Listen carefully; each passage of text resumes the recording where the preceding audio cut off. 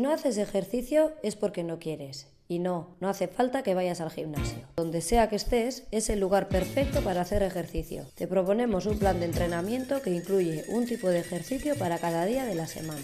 Walking. Da un paseo. Cualquier momento es bueno. Bájate una parada antes del autobús, no vayas a casa por el camino más recto, aparca tu coche más lejos. Lo ideal es hacerlo como mínimo 20 minutos al día. Stepping.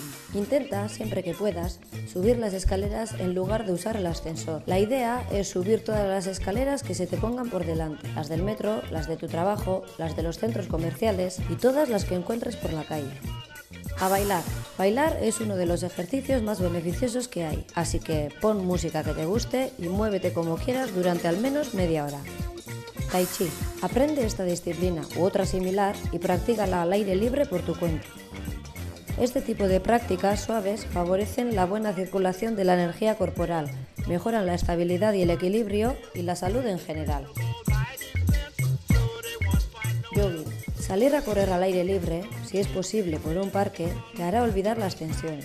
Si hace mucho que no corres o estás en baja forma, empieza corriendo solo 10 o 15 minutos a ritmo suave para ir aumentando el tiempo progresivamente en cada sesión. Sobre ruedas. Coge la bici o los patines y busca un buen sitio donde disfrutar. Hay muchos. Lo bueno de este tipo de ejercicio es que acabas pasándote varias horas entrenando sin darte ni cuenta. Estiramiento.